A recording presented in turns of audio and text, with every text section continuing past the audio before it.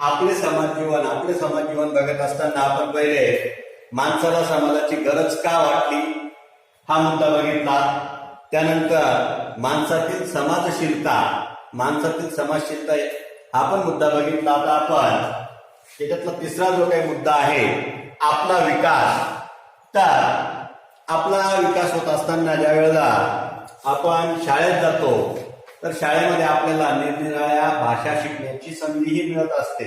भाषा प्रत्येक माणसामध्ये निसर्गाचा काही गुण असतात आणि काही क्षमता असतात आणि या सुप्त अवस्थेमध्ये असतात. त्याचा जो काही विकास आहे तो विकास समाजामुळे होत असतो आणि परस्परांशी बोलण्यासाठी आपण भाषेचा आधार घेतो.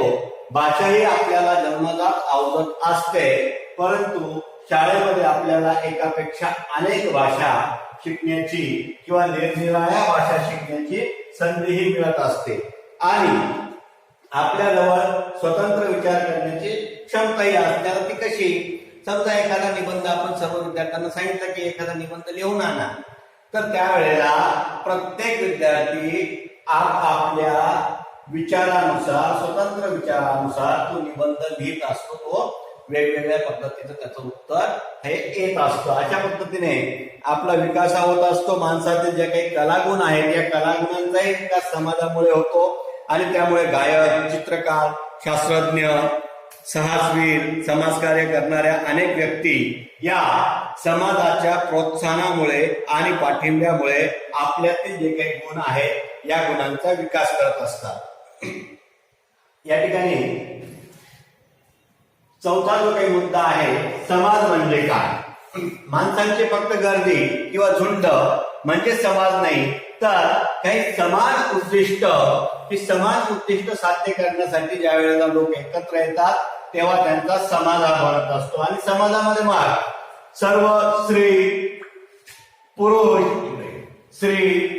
समाजामध्ये सर्व स्त्री, पुरुष, प्रौढ, वृद्ध, लहान मुली यांचा समावेश असतो. आणि यामध्ये आपली जी काही कुटुंब आहे, आपलं कुटुंब हा सुद्धा समाजाचा एक भाग असतो. आणि यामध्ये अन्न, वस्त्र, निवारा, सुरक्षितता यासारख्या ज्या काही गरजा आहेत या गरजा भागविण्यासाठी समाजाला एक कायमस्वरूपी अशी व्यवस्थाही निर्माण करावी लागते. आणि अशा या व्यवस्थेशिवाय समाजाचं दैनंदिन जे काही कामकाज आहे हे कामकाज होऊ शकत नाही. या ठिकाणी आपण आपला विकास, समाज म्हणजे काय याची माहिती घेतली. हीच माहिती आपण अजून यापुढे डिजिटल याच्यामध्ये घेणार आहोत. प्रत्येकाजवळ काही ना काही कलागुण हे असतातच, परंतु ते सुप्तावस्थेत असतात. त्यांचा विकास समाजामुळे होतो. कोणी चांगले गाऊ शकते, कोणी नाचू शकते, कोणी जेवण करू शकते, तर कोणी चांगले बोलू शकते. पण या सर्व गुणांचा विकास तेव्हाच होतो जेव्हा या सर्व गुणांना चांगला प्रतिसाद मिळतो. कधी हा प्रतिसाद आपल्या घरातील व्यक्तींकडून मिळतो, तर कधी समाजातील अनेक घटकांकडून. परस्परांशी बोलण्यासाठी, इतरांपुढे आपले विचार प्रकट करण्यासाठी आपण भाषेचा आधार घेतो. पण ही भाषा आपल्याला जन्मतःच येत नसते. ती आपण हळूहळू आपल्या घरातून किंवा आजूबाजूच्या वातावरणातून शिकत असतो. सुरुवातीला आपल्या घरामध्ये जी बोलीभाषा बोलली जाते तीच आपण आत्मसात करतो आणि नंतर वेगवेगळ्या भाषांचे आपल्याला ज्ञान होते.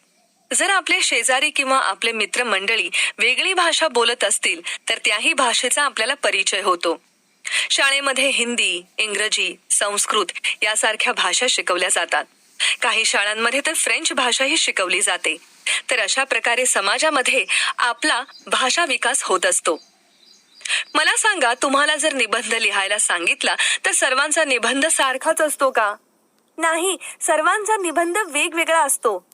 कारण सर्वांची विचार करण्याची क्षमता, स्मरणशक्ती, आकलन आणि अनुभव हा वेगवेगळा असतो. पण असे जरी असले तरीही त्या सर्वांना त्यांच्या क्षमता प्रकट करण्यासाठी लागणारा समाज हा एकच असतो. त्याच्या पुढे आपण आपल्या भावना सहजपणे व्यक्त करू शकतो. म्हणूनच या समाजामुळे आपल्या भावनिक क्षमता व विचारशक्तीचा विकास होतो. माणसातील कलागुणांचा विकासही समाजामुळे होतो. गायिका लता मंगेशकर, शास्त्रज्ञ अब्दुल कलाम, नट अमिताभ बच्चन, समाजकार्य करणारे अण्णा हजारे, क्रिकेटपटू सचिन तेंडुलकर या सर्वांना समाजाचे तसेच त्यांच्या कुटुंबाचे प्रोत्साहन मिळाले, म्हणूनच या व्यक्ती एवढ्या मोठ्या झाल्या. त्यांच्या यशात त्यांना मिळणारे प्रोत्साहन तितकेच महत्वाचे आहे. विषय नागरिक शास्त्र. धडा पहिला. आपले समाज जीवन. माणसाला समाजाची गरज का वाटली? पूर्वी माणूस भटक्या अवस्थेमध्ये राहत होता. त्याला कुटुंब, समाज या गोष्टींचे ज्ञान नव्हते. आजच्या मानवाची निर्मिती होण्यासाठी हजारो वर्षांचा कालखंड गेला आहे. माणूस हळूहळू भटके जीवन सोडून एका जागेवर वसाहत करून राहू लागला. शेतीचा शोध लागल्यानंतर भटके जीवन संपले. कुटुंब व समाज या गोष्टींचे महत्त्व त्याला कळू लागले आणि अशा वेळी त्याला समाजाची व कुटुंबाची गरज जाणवू लागली. तुम्हाला माहीतच आहे की आपण जेव्हा आपल्या मित्रांबरोबर किंवा कुटुंबासोबत असतो तेव्हा जास्त आनंदी असतो, कारण त्यांच्या सहवासात आपल्याला प्रेम मिळतं, आपल्याला जास्त सुरक्षित वाटतं, मन मोकळेपणा मिळतो. हे माणसाने ओळखले आणि तो संघटित होऊन राहू लागला. पण एकत्र राहत असताना जर कोणी कसेही वागले तर चालेल का?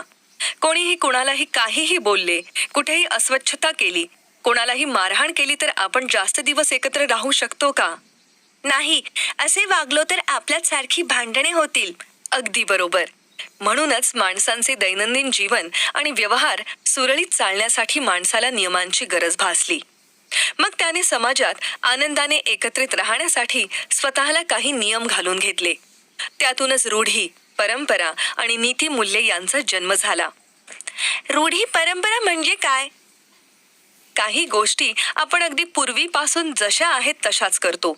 उदाहरणार्थ, पहा, दिवाळीत दिवे लावतो, होळीला होळीची पूजा करतो, गुढीपाडव्याला गुढी उभारतो, हो ना? हे आपण का करतो?